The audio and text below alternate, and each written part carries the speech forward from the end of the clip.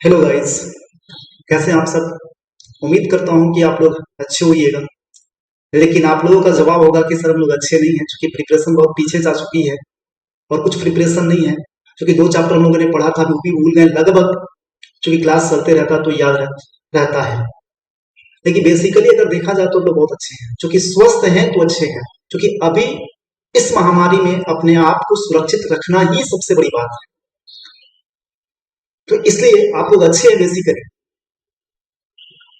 और ये बात आपकी सिलेबस की, तो वो सिलेबस भी कंप्लीट हो जाएगा, क्योंकि अब हम लोग आ चुके हैं इस फील्ड में। पहले भी हम लोगों ने, क्योंकि अब बहुत सारे बच्चों ने हमसे फोन करके बोला कि सर आप गूगल मीट के थ्रू पढ़ाइए। देखिए, पढ़ाना बहुत बड़ी बात नहीं है, सामने वाला कितना सीख रहा है, कितना गेन कर रहा है, ये सबसे बड़ी बात है।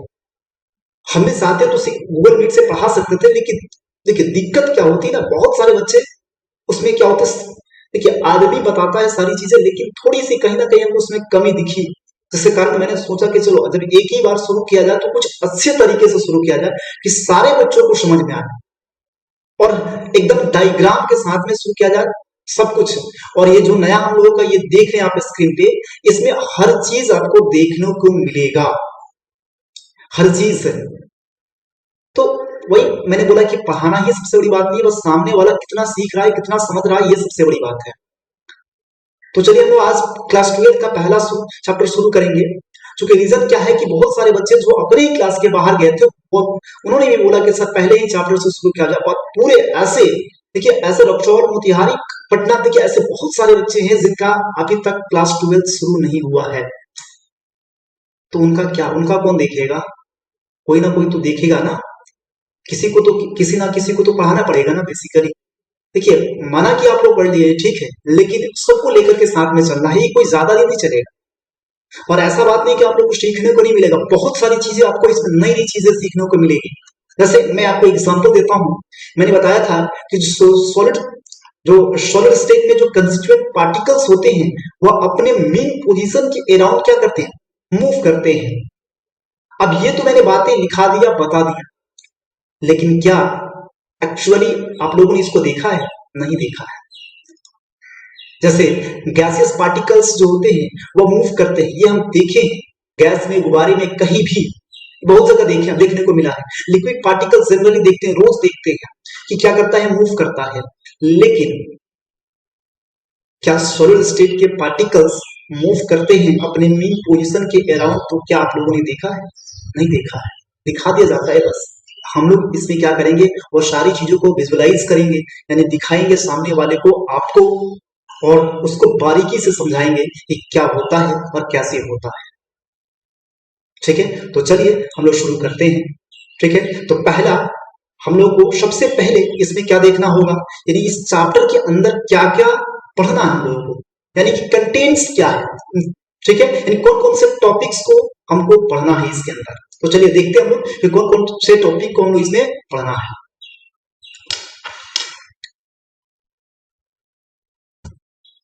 देखिए, इसमें पहला पॉइंट जो पढ़ना हम लोगों को है वह है व्हाट इज,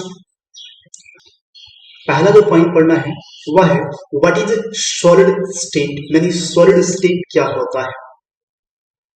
ठीक, ये कंटेंट्स है। देखिए इसमें क्या होगा ना कि थोड़ी थोड़ी बातें बता देंगे किस टॉपिक में क्या पढ़ना है, पूरा फुल एक्सप्लेनेशन नहीं करेंगे, फटाफट चलेंगे हम आगे। ठीक है ना, यानी कि सॉलिड स्टेट क्या होता है सबसे पहले पढ़ेंगे, या कुछ भी जब स्टार्ट होता तो सबसे पहले उसके बारे में वो क्या है। जैसे अगर मेरे बारे में कोई इंफॉर्मेशन लेना चाहे तो सबसे पहले मेरा नाम पूछिएगा।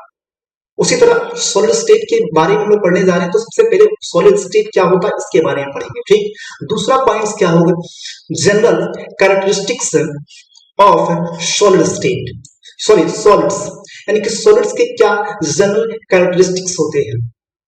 कहने का मतलब, अगर मैं बोलूं कि सोनू सूद एक बहुत नेक दिल इंसान है, तो नेक दिल इंसान है, किसी ना किसी कारणवश मैं उनको बोल रहा हूं, कोई ना कोई रीजन है। बिना रीजन के कोई भी दुनिया में कोई भी व्यक्ति, मैं या दुनिया में कोई व्यक्ति किसी को अच्छा नहीं कहता है या खराब नहीं कहता। अगर खराब किसी को कहता है तो कहीं ना कहीं उसमें कुछ कमी है।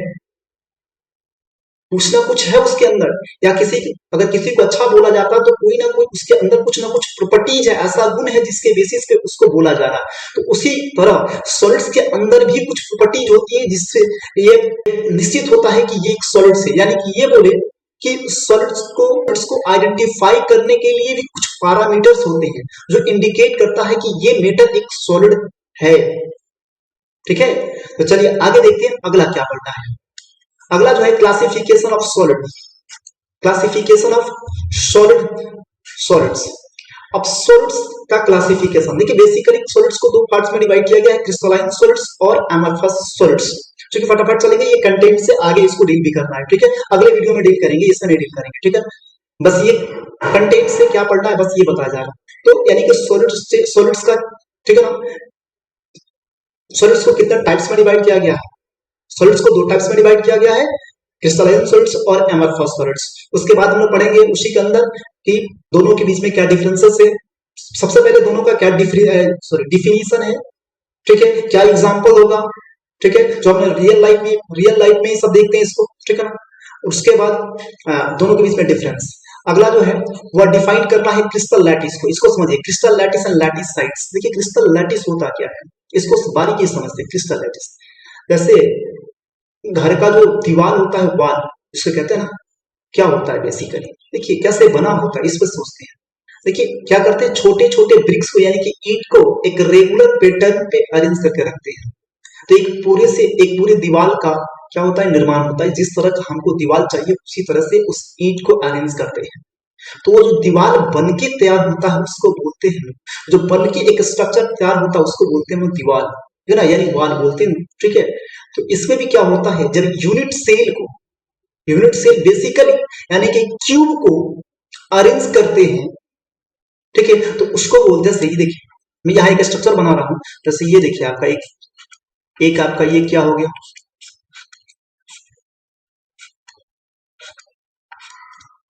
एक क्यूब हो गया, ठीक है। और देखा जाए इसके ऊपर एक और क्यूब रखते,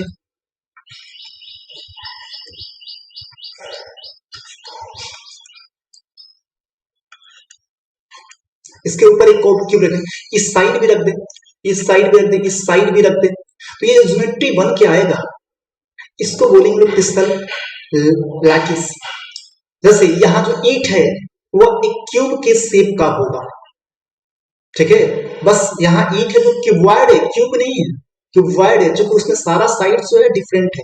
अगर वही, ठीक है, वाल को अगर क्या बना दिया जाए, उसी वाल के जो ब्रिक्स है, ईंट है, अगर उसको हम लोग क्यूब के रूप में लेंगे तो जो दो वाल बन के आएगा वह क्रिस्टल होगा, क्रिस्टल लैटिस होगा, ठीक है। और ये जो बेसिकली ये जो एक छोटा सा ये जो पार्ट है, ये जो यूनिट सेल है, ये ये पॉइंट से मिलके बना होता है। ये जो इसमें पॉइंट्स होते हैं, कॉर्नर के जो पॉइंट्स होते हैं उसको बोलते हैं लैटिस साइड्स, यानी जो सिंपल सा जो कॉर्नर होता है उसको कॉर्नर को कहते हैं लैटिस साइड या लैटिस पॉइंट, ठीक है। चलिए आगे देखते हैं, इस क्या पढ़ेंगे अगला, what is unit cell. Unit cell क्या होता है और उसके टाइप्स। देखिए यूनिट सेल क्या होता है, यूनिट क्यूब दिख रहा है ना, ये क्यूब है, इसी क्यूब को हम लोग कहते हैं यूनिट सेल। क्या कहते हैं, यूनिट सेल। अब देखिए यूनिट सेल को बेसिकली दो पार्ट्स में डिवाइड किया गया है। कैसे, तो एक होता है प्रिमिटिव यूनिट सेल और दूसरा होता है non primitive unit cell. Primitive unit cell को सिंपल क्यूबिक सेल के नाम से भी जानते हैं और शॉर्ट में एससीसी बोलते हैं। क्या बोलते हैं, एससीसी के नाम से जानते हैं, एससीसी के नाम से जानते हैं।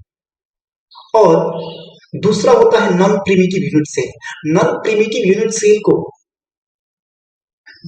सेंटर्ड क्यूबिक सेल के नाम से जानते हैं।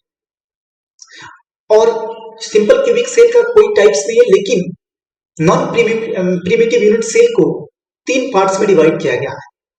पहला कौन सा है, बॉडी सेंटर्ड क्यूबिक सेल, और दूसरा जो होता है वो होता है फेस सेंटर्ड क्यूबिक सेल, और तीसरा जो होता है end face centred cubic cell. इसके बारे में हम लोग स्टडी करेंगे, पार्टिकुलरली स्टडी करेंगे। बस इतना समझ लीजिए कि नॉन प्रिमिटिव यूनिट सेल को तीन पार्ट्स में डिवाइड किया गया है और प्रिमिटिव यूनिट सेल का कोई टाइप्स नहीं है, ठीक है। चलिए आगे देखते हैं हम लोग, calculation of particles in a unit cell, यानी कि यूनिट सेल में पार्टिकल्स का कैलकुलेशन। यानी कि मैंने अभी बताया कि यूनिट सेल जो होता है उसको दो पार्ट्स में बताया, प्रिमिटिव और नॉन प्रिमिटिव। प्रिमिटिव का कोई क्लासिफिकेशन नहीं होता है, कोई टाइप्स नहीं होता है, जबकि नॉन प्रिमिटिव का 3 टाइप्स होता है। तो वो जो होता है, जैसे ये अभी ये बताए, ये क्यूब को ही बोला जाता है यूनिट सेल। ये जो क्यूब है इसी को बोला जाता है यूनिट सेल। यहाँ पार्टिकल्स होते हैं, ये सिंपल क्यूबिक सेल हो गया। बेसिकली जो बन दिख रहा है ना, ये इसमें कोई पार्टिकल्स बॉडी के सेंटर पे नहीं है, या सेंटर पे, किसी सेंटर पे नहीं, या तो बॉडी के सेंटर पे या फेस सेंटर पे, या दो अपोजिट फेस के सेंटर पे, कहीं सेंटर पे नहीं, केवल कॉर्नर्स पे। और जब कॉर्नर्स पे होता है तो उसको बोलते हैं सिंपल क्यूबिक सेल। तो ये जो है ये सिंपल क्यूबिक सेल है। तो ये जो पार्टिकल्स इसमें लगा है, यानी इसको बनाने में जो पार्टिकल्स है, ठीक है ना, कितने पार्टिकल्स का इन्वॉल्वमेंट है उसकी कैलकुलेशन, यानी कि किस सिंपल क्यूब, किस यूनिट सेल में कितने पार्टिकल्स है उसकी कैलकुलेशन करेंगे। उसके बाद क्या स्टडी करेंगे हम लोग, क्लोज पैकिंग, यानी कि पार्टिकल्स को इस तरह से अरेंज करते हैं हम लोग, कितने तरह से अरेंज कर सकते हैं कि कम स्पेस वैकेंट रहे और अधिकांशतः स्पेस उस स्पेयर, यानी कि उस कंस्टिट्यूएंट पार्टिकल्स, जैसे एटम्स, मॉलिक्यूल और आयंस के द्वारा। जो कंस्टिट्यूएंट पार्टिकल्स यहाँ बार बार बोलेंगे उसका मतलब होगा, या पार्टिकल्स भी बोलेंगे तो उसका मतलब होगा एटम्स, मॉलिक्यूल्स और आयंस। और इसको हम लोग स्पेयर भी बोल सकते हैं। रीजंस क्या होगा, क्योंकि ये जो एटम्स, मॉलिक्यूल और आयंस होता है, ये सबका जो शेप होता है वो स्पेरिकल होता है, यानी गोलाकार होता है। ठीक है, तो उस पार्टिकल्स को इस तरह से अरेंज करेंगे कि कम से कम स्पेस को, क्या हो, कम से कम स्पेस खाली रहे और अधिकांशतः स्पेस गोलों के द्वारा घेर लिया जाए, यानी कंस्टिट्यूएंट पार्टिकल्स के द्वारा घेर लिया जाए। तो उसका स्टडी और किस तरह से हम लोग अरेंज कर सकते हैं उसको देखेंगे। चलिए, ये हो गया क्लोज पैकिंग ऑफ पार्टिकल्स, यानी कितने तरह से अरेंज कर सकते हैं पार्टिकल्स को। अगला देखिए, अगला क्या पढ़ना हम लोगों को, अगला जो है वह डिफरेंट टाइप्स ऑफ वॉइड। देखिए इसको समझिए, वॉइड और holes in a close packed structure. यानी जब हम क्लोज पैकिंग करेंगे, यानी पार्टिकल्स को अरेंज करेंगे, तो ऐसा नहीं है कि कुछ भी, कोई भी, कुछ भी खाली स्थान ना बचे, एकदम सारे स्थान को घेर ले, ऐसा नहीं हो सकता। उसके बीच में पार्टिकल, यानी कि स्पेयर्स को जब हम रखेंगे, जैसे यहाँ रख लेते हैं, यहाँ ये पार्टिकल्स हो गया, जैसे ये पार्टिकल्स हो गया, ये रख रहे हैं हम लोग, तो रखेंगे तो इसके बीच में क्या होगा, ये जो स्पेस है ये खाली रह जाएगा। कैसी भी अरेंज करेंगे तो कुछ ना कुछ स्पेस खाली रहेगा। तो वो जो स्पेस होता है, जो वैकेंट स्पेस होता है, जो एम्प्टी स्पेस होता है, उसी कहते हैं वॉइड। और ये एक जैसा नहीं होता है, ये बेसिकली जब हम लोग इसमें दो तरह का वर्ड देखेंगे, यानी इस चैप्टर के अंदर जब पार्टिकल्स को अरेंज करेंगे तो दो तरह का वर्ड क्रिएट होगा। पहला होगा टेट्राहेड्रल और दूसरा होगा ऑक्टाहेड्रल। ठीक है, तो उसके बारे में स्टडी करेंगे और दोनों में क्या रिलेशन है इसके बारे में भी देखेंगे। ठीक है, चलिए अगला जो पॉइंट हम लोग का हुआ है रिलेशन। ठीक है ना, relation between radius of atoms and edge length of cube. जैसे अभी जस्ट मैंने बताया कि यूनिट सेल होता क्या है, एक बेसिकली एक क्यूब होता है। एक क्या होता है, एक क्यूब होता है जो कि पार्टिकल से मिलकर बना होता है। किससे मिलकर बना होता है, तो पार्टिकल से मिलकर बना होता है। पार्टिकल्स कहाँ होता है, इस कॉर्नर पे होता है। पार्टिकल्स कहाँ होता है, कॉर्नर्स पे होता है। इस कॉर्नर्स पे पार्टिकल्स होता है। देखिए ये जो पार्टिकल्स, इसको हम लोग बोल रहे हैं कंस्टिट्यूएंट पार्टिकल्स।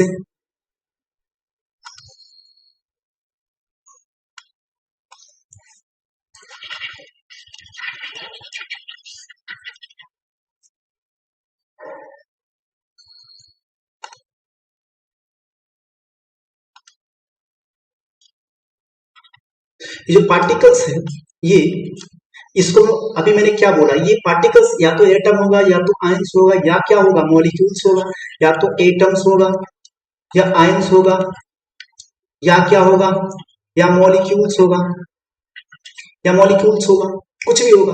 तो अगर ये इसका, चूंकि अभी बताया कि जो एटम्स, मॉलिक्यूल्स और आयंस होता है उसका शेप कैसा होता है, स्फेरिकल होता है।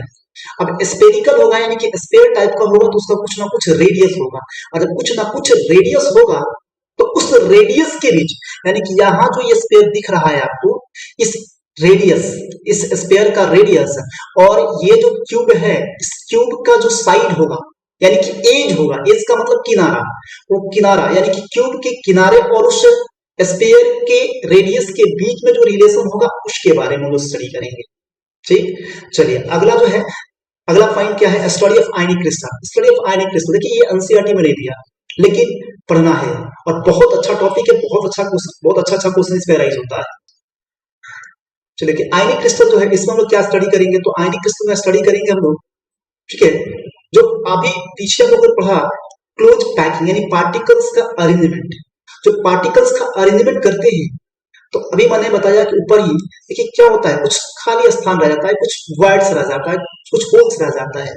तो आयनिक क्रिस्टल में होता है क्या है, जो वो जो पार्टिकल्स हम रख रहे हैं वो बेसिकली आयंस होता है, और उनके बीच में जो खाली स्पेस होता है उसके बीच में एक छोटा सा आयंस फिट कर देते हैं। जब आयंस फिट कर देते हैं तो उस केटाइन और एनाइन के बीच में जो रिलेशन होता है उस रिलेशन को हम लोग पढ़ते हैं आयनिक क्रिस्टल के अंदर।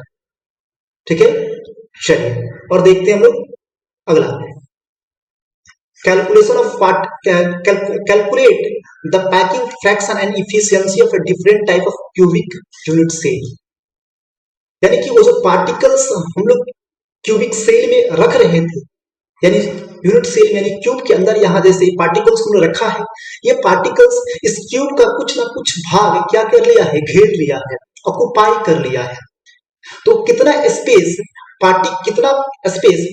पार्टिकल्स के द्वारा ऑक्युपाई कर लिया गया है, उसी ऑक्युपाई स्पेस को हम लोग कहते हैं पैकिंग फ्रैक्शन, और उसके परसेंटेज को हम लोग कहते हैं पैकिंग इफिशियंसी। ठीक, चलिए आगे देखते हैं हम लोग, और इसको हम कैलकुलेट भी करेंगे कितना किसका पैकिंग फ्रैक्शन होता है। अगला ये जो टॉपिक है, ठीक है, describe the imperfection in solids and their effect on properties. यानी कि इम्परफेक्शन का मतलब क्या होता है, यानी परफेक्ट ना होना, यानी कुछ ना कुछ उसमें कमी, यानी कुछ ना कुछ उसमें दोष है। तो सॉलिड्स के अंदर क्या क्या दोष क्रिएट्स होता है, क्या क्या उत्पन्न होता है, उसके बारे में स्टडी करेंगे। ठीक है, और उसके प्रॉपर्टीज पे यानी कि सॉलिड के प्रॉपर्टीज पे क्या इफेक्ट पड़ता है इसके बारे में डील करेंगे। लास्ट टॉपिक जो हम लोग का हुआ है, ठीक है, electrical and magnetic property, electrical and magnetic properties of solids, यानी कि सॉलिड का इलेक्ट्रिकल प्रॉपर्टीज और मैग्नेटिक प्रॉपर्टीज के बारे में। ठीक है, तो चलिए हम अब अगले वीडियोस में हम लोग देखेंगे कि व्हाट इज सॉलिड स्टेट, यानी सॉलिड स्टेट क्या होता है, और सॉलिड्स के जनरल कैरेक्टरिस्टिक्स क्या हैं, और सॉलिड्स को कितने टाइप्स में डिवाइड किया गया है। चलिए, थैंक यू सो मच।